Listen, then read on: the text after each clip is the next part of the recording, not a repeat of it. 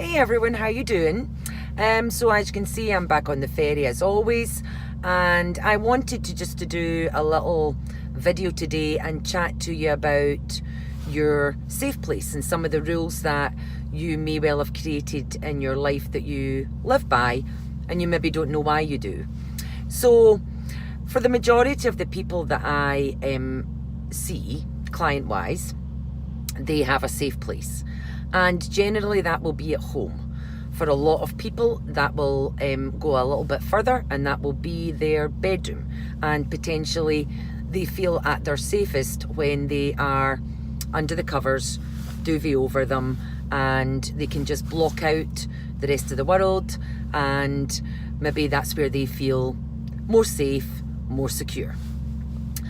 And for other people, they will feel safe going to their work, but they won't feel safe to go to the supermarket after work. So that's a little rule that they've maybe made up, that I'm okay to go to work because I've got a value in my life that means that I go to work because I need to earn a living, because I need to pay my bills. But anything outside of work is up for debate, up for discussion. I don't have to do that. The same is for some kids that I coach. They can go to school and they obviously mix with people in school, but then outside of school, they don't come out of their bedroom. So they can go into school and yeah, they probably are experiencing some anxiety, but they know that they have to go and that's the rules. And they mix with people there, but when they come out, they choose that there's a rule in their head that tells them that they can't go down the town and meet their friends, or they can't go to somebody's house after school, or they can't go to a party and socialise. So what rules have you come up with? What rules do you live by? And I had, when I experienced anxiety myself, I had a rule in my head that I couldn't be away from home. I couldn't go and stay overnight anywhere, and that I was only safe when I was at home. And again, that was just a rule that I had made up in my head. I couldn't tell you when it started, and I was very aware when it did finish.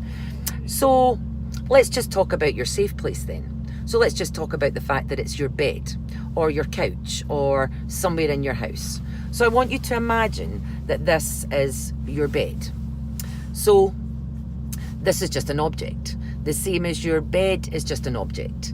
So a bed can't make you feel any particular way. So where do the feelings of security and safety come from that you feel when you go into that bed? Well, the only answer surely can be that you are producing those feelings. So you've decided that you can produce the feelings of safety when you're in this bed or on this couch or whatever it is. So you've made up that rule that you can be safe and secure there. So what about if you were to reproduce those feelings in the supermarket, or in the shops, or at a party, or in the cinema, or driving? Because if you've produced those feelings, you can reproduce them. So a bed doesn't give you anything back. It's just an object, so it can't feel anything and it can't make you feel anything. So you've input those feelings. So if you've been able to make them up, you can then reproduce those feelings. So you can change the rules. You can decide that you do feel safe when you go into the supermarket, or you do feel safe when you go out for a walk, or you do feel safe when you're in the cinema, whichever rule it is that you've made up. The same goes with people who struggle with food choices. So now imagine that this was a bar of chocolate. So a bar of chocolate is just an object. It cannot make you feel any different way. It's you, again, that's produced the feelings towards the bar of chocolate. So if you can produce those feelings towards the bar of chocolate, you can produce those feelings without the bar of chocolate, because they're your feelings. So have a little think about that, and think about the rules that you've maybe made up. And is it maybe about time that you change those rules? And they can be changed so quickly. All it is just patterns of thinking that you've got into, that we just need to unlearn. That's all.